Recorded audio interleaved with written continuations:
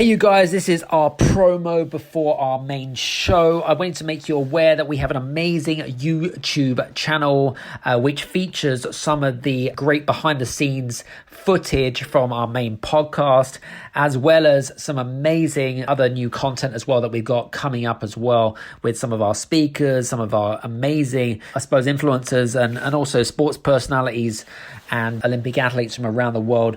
It's great because you can sit down with a pen and paper. If you're extremely busy, you can make some golden nuggets just from a video. And you know what? It's great to connect with someone and see someone face to face by watching the YouTube channel. So listen, guys, go to youtube.com/Adam Strong. Make sure you subscribe to that YouTube. In fact, do me a favor, pause this audio right now, go straight to the YouTube. Make sure you subscribe to us and we'll see you there. Take care. Bye. This is the Game Changers Experience. Deep dive conversations with leading business disruptors, Olympic athletes, celebrities, entrepreneurs, and influencers from around the world. This show will teach you insights about the winning principles in mindset, productivity, marketing, branding, entrepreneurship, business strategy, and more. Hosted by Productivity Authority, business strategist, former elite athlete, author, and public speaker, Adam Strong. Well, ladies and gentlemen, welcome to the Accelerate and Multiply live stream. Today I have a fascinating guest with me here, a former elite athlete. He has trained with Olympians. He has personally interviewed people like Jack Canfield, Dr. John Demartini, Mark Beaumont, Gary Ridge. But he was also not just voted the best looking man, but he was also voted the best man of the year for supporting women in business in 2016. So, Adam Strong, my friend, welcome to the live stream. Great to see you there. I'm excited to be here, Dan. You know me. I love it. I love conversations. I'm really excited to be here. Now, you've been a former elite athlete yourself, and you're also training with Olympians in distance running. How did you get into this sport? Interestingly enough, it was actually at the age of I got into it at quite a young age. I was, I suppose, encouraged by my father originally. I didn't particularly have a great childhood at the to begin with, and and I was going through the motions as such, as kind of as you do when you're a kid. You go through ups and downs, especially when you go through puberty and stuff like that, right? And because of the bad childhood, I suffered from alopecia and so forth. But I'd suffered from I got bullied a lot, and it really affected my self-confidence levels, and it really affected my mindset. And I was really, as a kid, I was kind of very introverted, and and I didn't really, I didn't like to interact with people, and it was kind of awkward in a way. Do you know what I mean? And so my father encouraged me to. He started up running about 18 months before, and he was like, "Why don't you get into running? It kind of does well for me. Why don't you try it?" And I'm like, "Okay, well, that's interesting. Well, I can get a shot." But, at the time I was an asthma sufferer, so I was an asthma sufferer, and all the asthma sufferers, which are probably listening, and they're like, "What? You go into running? That's crazy." So I got into running, but I was an asthma sufferer. And I remember turning up at the running track, and there was a lady sitting behind the reception, actually, and she was like, "Hey, so how can I help?" Because I actually turned up on my own. I didn't really have a lot of support structure around when I was growing up. I had an absent father, and my mother really didn't take much of an interest in what I did. And so I turned up on my own, 11 years old, saying, "Hey, so I'm interested in joining your athletics club." And this, sort of mid-40s lady said, "Okay, what discipline are you interested in?" And I was like, "I'm interested in long distance running." She went, "Okay." But then I told her I was an asthma sufferer, and she went, "Oh, okay, that's interesting." So then she introduced me to the coach at the time, and we talked about our expectations, I suppose, more than anything else. I remember the very first time I turned up, I saw these fast sprinters, track and field athletes, and whatever it is, and I got really intimidated, and you feel really uncomfortable in being in this place where you're like, I'm way out of my comfort zone here. I'm way out of my league. Do you know what I mean? And you start to get these negative thoughts that going through your head. And you start to think to yourself, I feel like this is a bit of a mistake. And then when we started, even doing the warm-up was a struggle for me. I could barely run 100 meters without having, I suppose, a chronic asthma attack, I suppose. So it was a real challenge. But I guess after some perseverance, and I suppose through self-discipline more than anything else, I started getting better, right? It started getting better. My time started to make some improvements. And within 9 months, my asthma disappeared altogether, actually, which is kind of crazy. So, and then this is how I met my former training partner as well. And I really kind of met my first proper coach about sort of a year after that. And his name was Alex McGee, actually, a Scottish guy. And he, along with my former training partner, Farah, he came from Somalia originally. So he had like very little English. And similar kind of way to me, he was bullied a lot because of his lack of English. And, he was black as well. And you kind of get, bullied and things like that. So we kind of had similar, I suppose, situations and circumstances. But we used each other's competitive nature, I suppose, to motivate each other so that we could become successful athletes. That's incredible. Well, ladies and gentlemen, thanks for joining us here on the live stream. If you're joining us live, type in the chat box below, hello. If you're joining us on the replay, type in replay and come and join us. So here you are, you've got asthma. You've got an absent father. Mother's not paying too much attention. You've got alopecia, and you better fill us in on what alopecia is, because I had to Google it before. Somebody said to me, Daniel, your personality style loves to Google things. And I said, bullshit.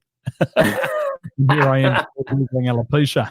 So fill us in. What is alopecia and how does it impact the body? Yeah, impact. So alopecia is basically a common form of stress and worry.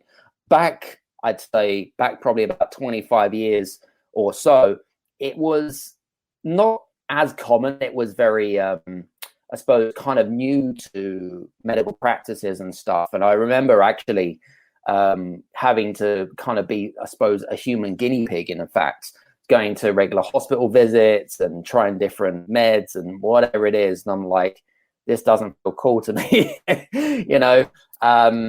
So yeah, it's a common form of hair loss. You get a lot of celebrities. It can happen to anyone. You can wake up one day, and I remember when I was a kid, when I woke up one day, it all just came out in handfuls, literally just out in handfuls, and it was all gone. It's crazy, and do you know what I mean? That's a quick haircut, right? So, and I haven't really calculated how much money I've saved in haircuts. So it's a common form of where it can happen to anyone. It probably affects more women than it does men mentally, because obviously self-imagery and things like that. So, but I've been like this for pretty much most of my life now. It doesn't bother me at all, as you can tell. I'm a change man. I've got a cousin in Australia, super, super successful, and his hair fell out, and somebody cracked a joke at him. And he said, I'm not bald. This is a solar panel for a sex machine. That's so funny. That's so funny. So you're growing up, dad's absent-minded, mum's out there doing her own thing. You've got alopecia, and today's conversation is about getting your mind focused. Yeah. You had asthma, you joined a running club, and then you started to get good at it, and the asthma disappears. What were you focusing on back then? Because obviously there was things there that were traumatic. How did you take your mind off those things that were traumatic and put them on what was important? How did you do that? Well, I think what running allowed me to do is it became kind of a distraction from life, and I got into, so I trained Tuesdays, Thursdays, and then I'd compete Saturdays and Sundays. So it would take up quite a huge chunk of my time. And as a kid, I was actually a really busy kid, as in like I'd also commute to go to school, jump on the train, take 45 to an hour there, 45 to an hour back as well. So I'd get up at like 5:30, 6 o'clock. I'd train on a Tuesday and Thursday. This is not including activities. I didn't really have a lot of time as a kid, if I'm honest with you, where all the other kids may have played video games and kind of all the other stuff and whatever it is. I didn't get a lot of time, if I'm honest with you. But I think for me is just, it kind of gave me this, it got me into this kind of zone, I suppose, Dan. It got me into a zone, and it kind of got me to, what's the word I'm looking for? Probably detract myself from everyday life. Kind of running was kind of, to me, was a different dimension. You know what I mean? It was a different dimension, and it was just a kind of place where I was happy at the time. Well, not initially, because it was bloody hard training, but but then as I started to getting better, I started to get those small wins under my belt. I started gaining confidence. You know what I mean? I started gaining confidence, and I started gaining self-esteem, and I started to see things a little bit differently. And then, this is where I suppose I created some really early habits on, self-discipline and being super time productive, and kind of things that a lot of entrepreneurs and business owners aspire to today's world. I got them like way, way, way before even starting my own first business, even though that was around the first time. But but honestly, there's so much I learned from that time. 11 was a very special age for me. So here you are, you're doing sports, you're conquering asthma, you're managing your time effectively, and you've also started your first business. What was your first business? Yeah, exactly. So, I mean, back in the day, we didn't particularly have a large amount of money. We lived off the state. We lived in this, we call it state-owned property, which was like a tower rise. We were in one of those, and my mum never worked. So there wasn't a lot of wealth that went around. It was myself and my younger brother and her. And so I remember doing this, actually, and I remember so crystal clear as if it was yesterday. I was walking in the nature reserve, which was about 15 minutes from where we lived, and just kind of observing, just kind of walking and taking. And I started seeing all these golf balls, from where golfers had played, like next door. And I was like, oh, this is interesting. So next day I decided to go back with a bucket, and I started collecting all these golf balls. I started jumping in the stream, started foraging in the bushes. I started literally just going out on a big, finding spree. And then, I didn't even have money to buy Wellington boots. I just take my shoes and socks off and jump in. And some of it would be like boggy, sandy, sea type of water. So it wasn't clean water at all. But anyway, I did that. I got in there, and then I started walking around the fairway, and all these golfers started to come up to me, and they're like, hey, so I'm just curious why 11-year-old boy is walking around the fairway. You're going to get hurt. They were concerned about my safety. And I was like, well, I'm actually rescuing golf balls. And they're like, oh, let me see what's in your bucket. And they're like, okay. So they started inspecting some of my golf balls, like somewhere in. So some of the things that were really important for a golf was, brand was important. Condition was really important. Even the color was really important, actually, depending on the time of day and stuff. But it was an 18-hole golf course. And I don't know about you, Dan, I'm not much of a golfer, but I can tell you now from a golfer's perspective is that if you've only got 2 balls and you've got about 6 holes to go, you're panicking. You're panicking and you're sweaty and you think, I'm going to lose some couple more balls. You know what I mean? So I always hanged out kind of around hole 12, which is where everyone was kind of panicking. And so they started, searching and sieving through my bucket. And this is where I started learning entrepreneurship. This is where I started to learn negotiation and sales. So they'd offer me X, and they'd say, hey, so I'll give you like $6 for this. And I'd be like, but I know that this ball is actually worth $15 brand new. So how about we do this? How about we go for 8? Okay. And you get a great deal and you get the ball for practically half price. I mean, it's practically brand new. And then actually, you know, after the end of that, we both walked away with smiles on our faces. They got a great deal because they've only paid half price for a brand new ball. And I get a good price because, you know, just by all that negotiation and haggling and stuff like that. And some people would say no.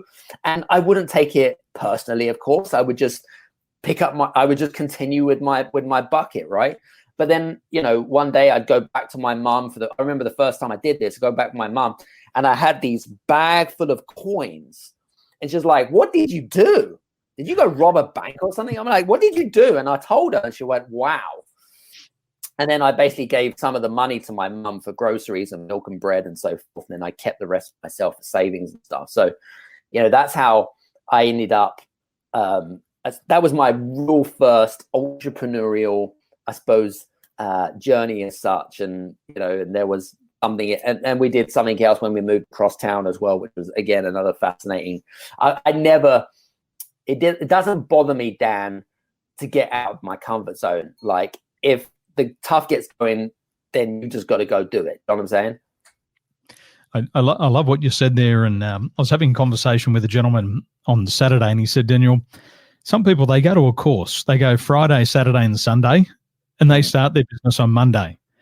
He says, I go to the course, the same course, Friday, Saturday, and Sunday, and still a couple of years later, I'm still waiting to start my business. And I said to him, well, I'm the type of person who joins the course on Friday, but I've already started pre-selling on Thursday. And you know, your story here, it's a great metaphor for life. You've taken your shoes off, you've taken the socks off, you've rolled up your pants, you're walking around in the bog, and somebody else is still out there waiting to get their wellies. And if it was a lot of people like me, I'd be waiting to get the hunters. Well, once I got enough money to get the 100-pound wellies, then I'll begin. But it's a great metaphor for life, isn't it? Somebody's out there getting their feet dirty. They're in the water. They're in the deep end, and you're still thinking about it. But this person like yourself, you're out there making money. And, you know, it's supply and demand, isn't it? The supply is running low. They say with golfers, they don't go crazy. They just lose their balls. So the supply balls left. They're out on the course. And for them, what's more expensive?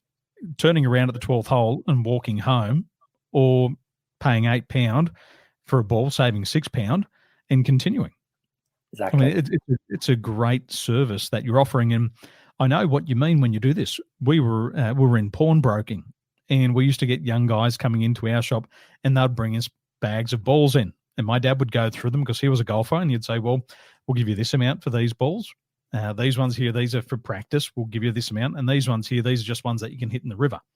And so we had this constant flow of balls coming in to our shop. And the same thing, exactly. The golfer comes in, he picks it up, he looks at it. Okay, that's a Titleist. Well, I'll put that one over there. And then we used to send them out with a bag of 25 balls for about $10. But it was a commodity. Love it. People loved it. They were always buying it. And golfers, after a while, doesn't matter how good they are, they lose their balls. Mm. That's true. A lot of people need a lot of balls to get into business. So you're out there on the field. You're 11 years of age. Out of curiosity, what did you do with your money? Yeah, good question. For not even a teenager, it's an 11-year-old. Yeah, it's a good question. What did I do with my money? Well, what I did is I literally just saved it, if I'm honest with you. I put it into a high, one of those children's high interest savings account. And, you know, I saved a lot of my money. Obviously, I'd spend a little bit, of course, but I didn't really, it wasn't like huge amounts of money. I mean, you know, some days, yeah, of course. I mean, like, I might make 50, 60 quid or whatever it is, but, you know, which is quite a lot of money back in the day, right? So it completely depends, I think. But most of the time, I'd stick it in savings and save it for a rainy day.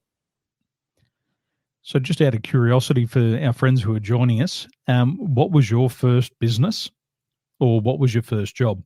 I remember my first job, other than washing mum and dad's car, we started a car wash on the side of the street. We had the car wash. And then after that, I was a paper boy. And I remember enjoying my $2. It was about $2 back then. I'd go work for a couple of hours and I'd earn $2. After that, my other uncle owned a local dry cleaners. So I'd go down there and I'd press the handkerchiefs. I was the chief. But the deal was, if I found copper coins in the washing machines or the dryers, they were mine to keep. And so I'd go through all the pockets and all the machines and pull out the copper coins, and he got to keep the silver ones, which 5 cents back then bought you a bag of frogs. It was a lot of money. Absolutely. So you've been on this journey. Dad's absent-minded. Mum's out there doing her own thing. You're taking your shoes off. You're making money. You're bringing home money. You've already had your first sports coach. You've overcome alopecia. You've got rid of your asthma. And then as you get into your teens, what's happening in your teens? Is everything going well, or is there more challenges for you to face?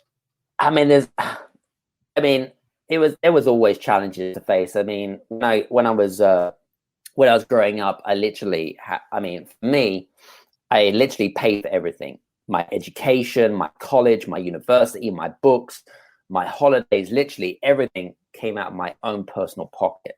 No one else had contributed at all. I remember my very first. This is going to make you laugh. One of my very first jobs actually is I was trolley boy in shopping carts. I was collecting shopping carts at the age of 14, right? So when the supermarket had closed, or maybe a couple of hours before, I'd go around collecting all the shopping carts, right? And again, just collect them, go around the parking lot and whatever it is. I used to get paid good money. And I used to do, that was almost, I got really good at it. I just literally just put my headphones in, listened to my music for about 6 hours, collected all the shopping carts going around, right? And just literally, at the end of, and then they paid me on a weekly basis. I was actually earning more money than than one of my parents, which is crazy. So yes, and then I was doing full-time education as well as my running career as well, which is kind of crazy. So that was my first real, I suppose, job as such, and collecting shopping carts. But my real job was actually at the age of 16 when I actually worked at McDonald's. I mean, you probably had a McDonald's job, Dan, and most people here listening have had a McDonald's job, right? My sister-in-law, she was the crew leader, and my 14-year-old niece, she's just started McDonald's first shift last week. Boom. And I had it a few days ago. And literally, you can't a lot of people would take the mickey out of, working at McDonald's, but McDonald's is like an idiot-proof business, right? You can teach a 16-year-old boy like me to do pretty much whatever it is. And I just loved McDonald's. It was my first real job. I remember turning up at the interview. I got paid £3.35 to be exact. See, I even remember. That's crazy, right? And I did that part-time. I was full-time college, pretty much doing well. So pretty much full-time athletics as well, which is crazy. So I was a very busy 16-year-old, and I got really good at it, Dan. Really enjoyed it. I got within 2 years, I became a shift manager, whatever that is. And then by the time I got to 21, I was running a restaurant which was turning over £9 million, 100 staff at Christmas time. It was insane. So, and you learn a lot from there. You learn a lot of leadership practices. You learn how to deal with people. You learn how to communicate effectively. And believe it or not, that again, I was actually one of the very first places where I met my first real mentor, my first real business mentor, and his name was Mark Mayer. And Mark was, I saw Mark to me was like a father figure for me. He, I highly respected him for what he did, and he would always point out to me, things about how I could make improvements, or some of my teaching points, or where I could learn, or which areas of the business that I should go and focus on, and stuff like that. And he really respected me, and I really looked up to him and stuff like that. And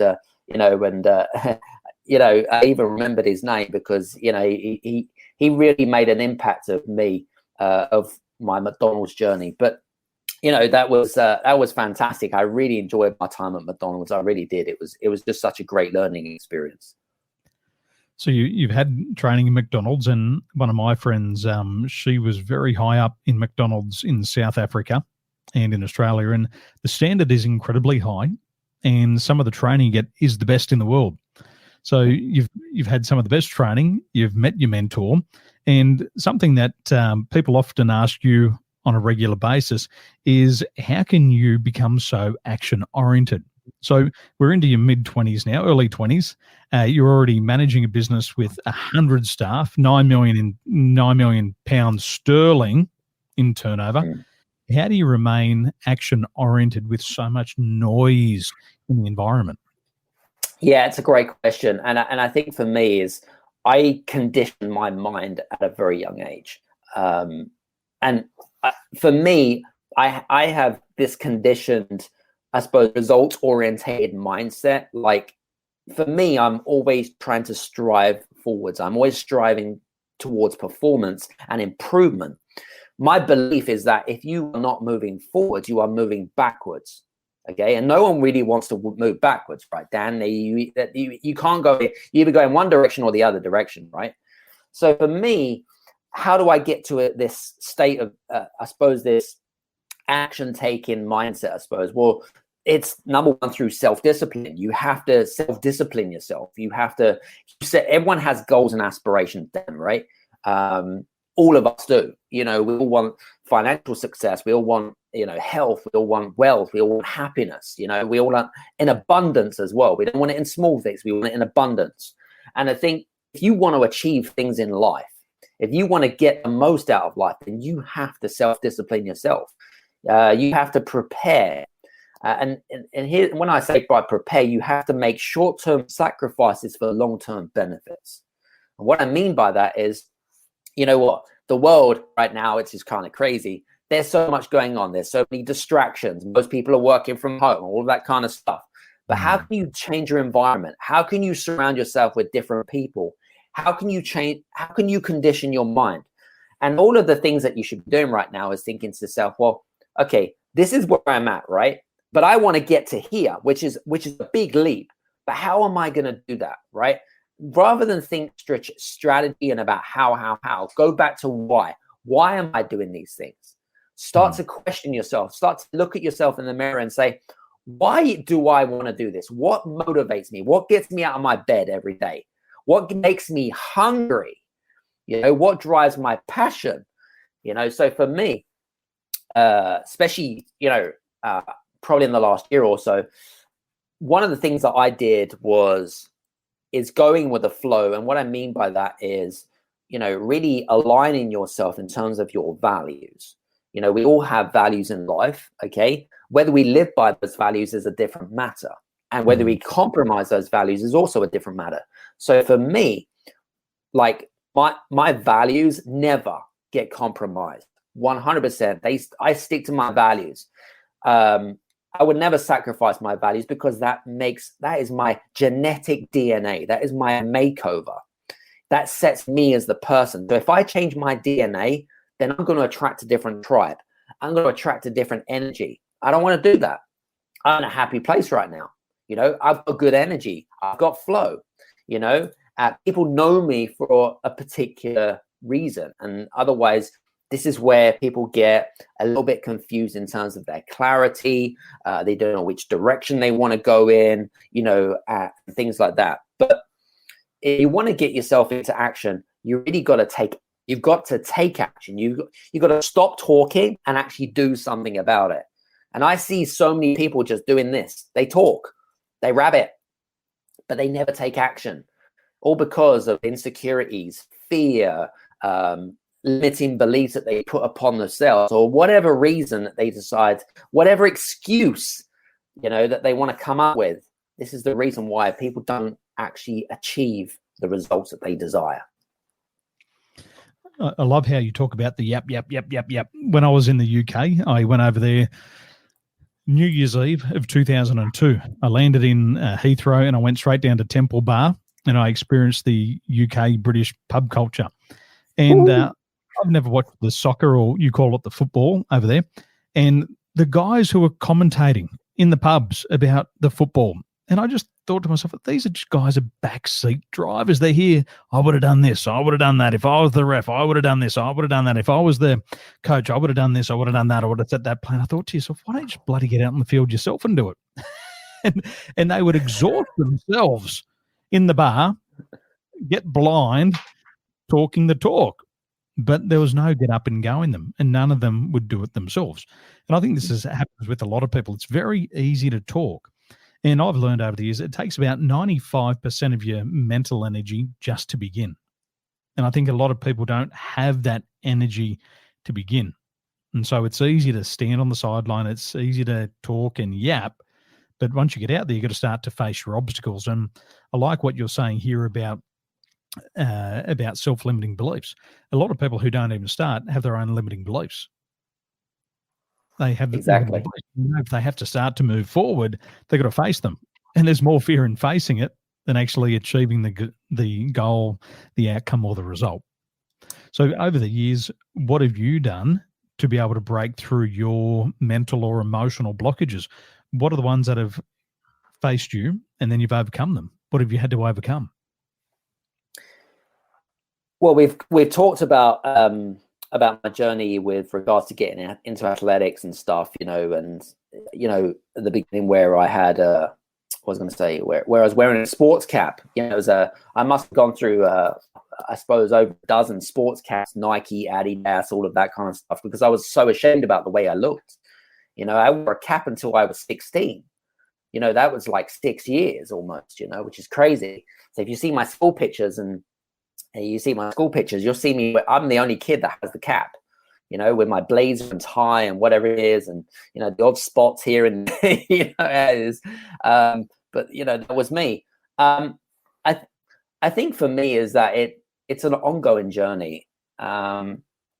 Is there any particular situation where my mindset's been affected by the results that I didn't get? Sure, all the time.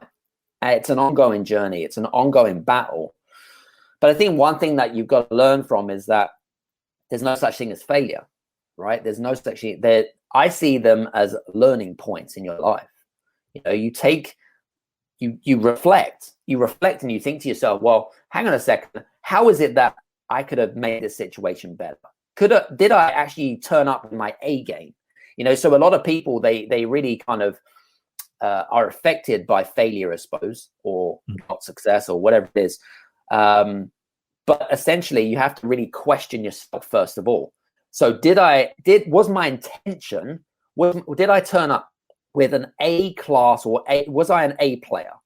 Okay. Did I go all in? Because you know me, Dan, quite well. I'm an all in or not at all type of person. If I'm going to do something, right, I'm going to go all in or I'm not going to bother. There's no in between the middle. There's no faffing. There's no fighting around. None of that. It's either all in or not at all. Yeah. So you either commit and go or not bother. So I think that's the first question you have to ask yourself. Secondly, you have to ask yourself is, okay, so if my intention wasn't as good as what it could have been, what do I need to do if I was to repeat this process again? If I was to, launch a project, whatever it is that we see, whatever circumstances we're in right now, how could we have changed our situation? Rather than blaming others, and people are very good at pointing fingers, right? And blaming others for whatever it is their circumstances are right now, or the fact that they haven't achieved this or they haven't achieved that or whatever it is. I can guarantee you, listeners, that for every finger that you point at people, there will always be 5 fingers pointing back at you, because you have to take personal responsibility. If you want results in life, you want success, you want happiness and abundance and wealth, you have to take personal responsibility and grab life by the balls and make it happen for yourself. No one else is going to make it happen. And if you lose your balls, Adam will find them on hole 12 and he'll sell them to the highest bidder. Exactly. You got it. Who was it? There was a book by Ken Blanchard many years ago, and it was called The 1 Minute Manager. And he talked about feedback, and he said there's no failure, there's only feedback. But a lot of people don't like the feedback. And we talk to our daughter about it. We say, sweetheart, we're going to give you some feedback. And the feet get planted on the ground, and the head goes over there, and we say, come more, come more, come more. And Chinese man's like, look at me. But what happens is if you don't get those valuable learnings, you've got to keep repeating the same thing over and over again. It's the learning that's valuable. And if you get that learning, it's like winning a game of Street Fighter down at the arcades. If you get that final move, finish him, next round, and you move on. Exactly. And so failure is part of success. And I think today, Adam, in my opinion, it's like people want to have pleasure with no pain. They want to have sex without foreplay. They just want to swipe to the left and get the right here, right now. And we live in a fast-paced world. When I was growing up, it was the 1980s, and there was a thing called lay-by. And if I wanted something, I had to pay the price in advance. And so I remember there was I think it was a transformer, and I really wanted it. And it was about this big, and it was probably about $25. And my mum said, if you want it, then you got to put 50 cents a week on it. So I'd do my chores. I'd walk across to the toy shop. I'd put my 50 cents on it, and I'd ask the shopkeeper, I think it was called Toy World. I said, could I have a look? And he'd bring it out, show me. I'd look at it. Wasn't allowed to play with it. He'd put it back. Next week, 50 cents until I owned it. And the appreciation that I had for that thing was incredible. You know, it's a toy. I would wash it. I would clean it. I would store it away.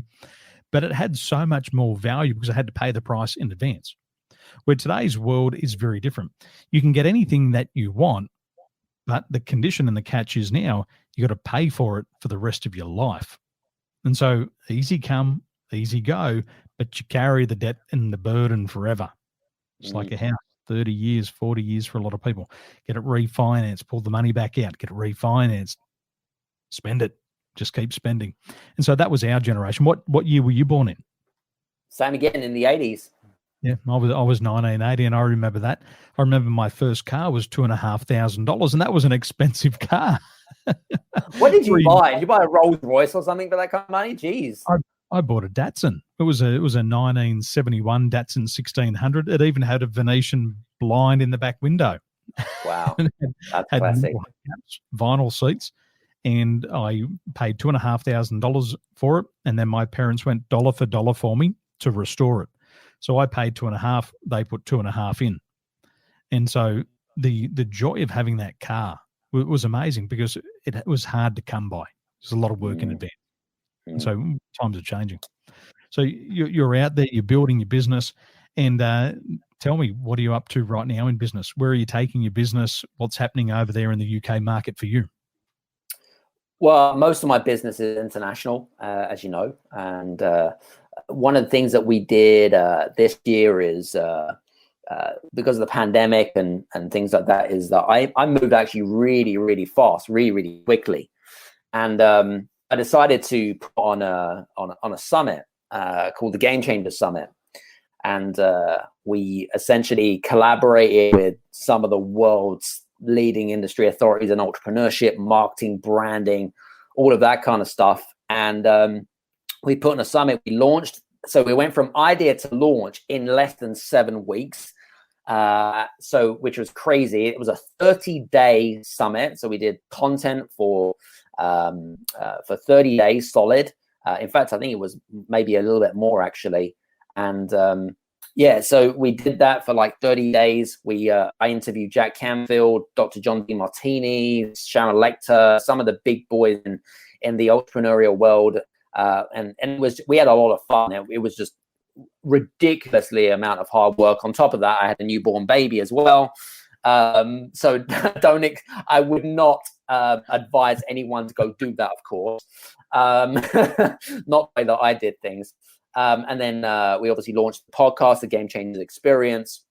And then we did, then I'm working on, actually for 2021. We're actually going to be launching the Game Changers Summit again, which I'm really super excited about. I'm going to be bringing in the cavalry, man. Seriously, we're going to be bringing in some real hotheads.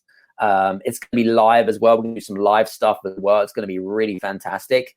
And then on top of that, we're going to start with a TV. We're also going to look into TV as well. So looking into launching a TV channel as well of some sort.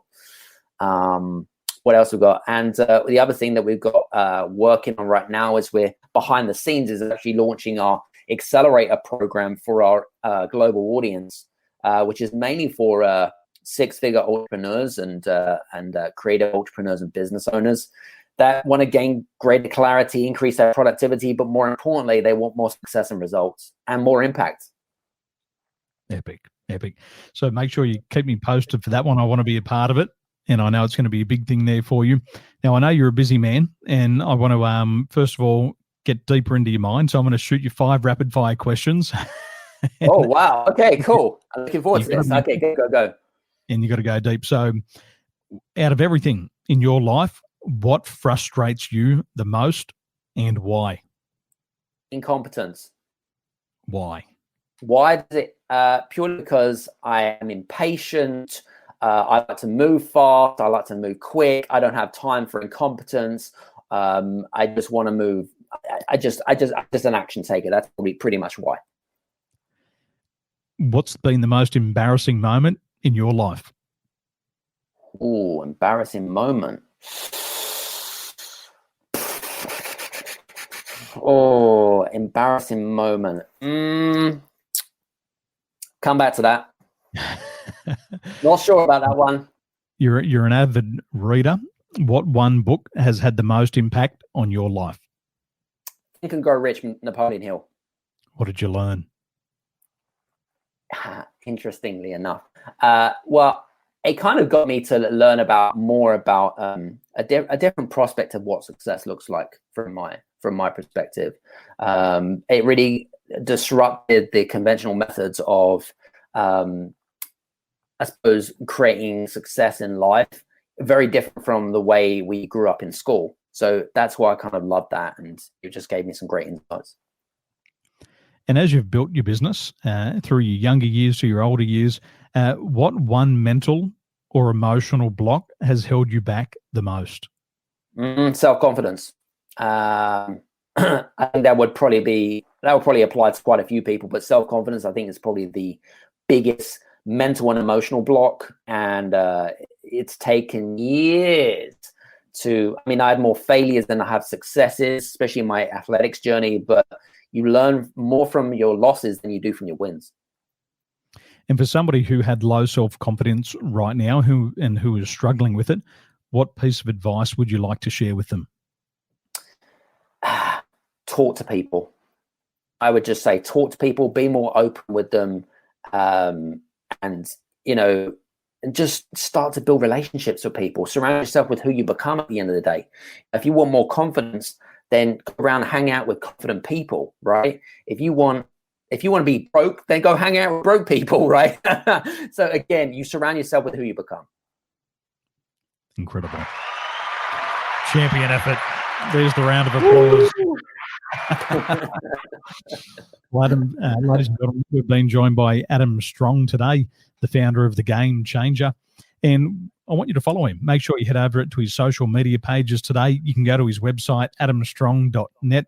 There's going to be a new launch of a new summit coming up very shortly. So the last one was epic, was off the hook, and the next one's going to be bigger and better than it was before. And if you know a little bit about Adam, he's always going to push himself to make it the best experience for you. So, Adam, thank you so much for your time today, and I wish you all the best and have a wonderful week, mate, and I'll see you soon. Appreciate it. Take care. Hey, you guys, I just want to say thank you so much for listening in to this episode of the Game Changers Experience.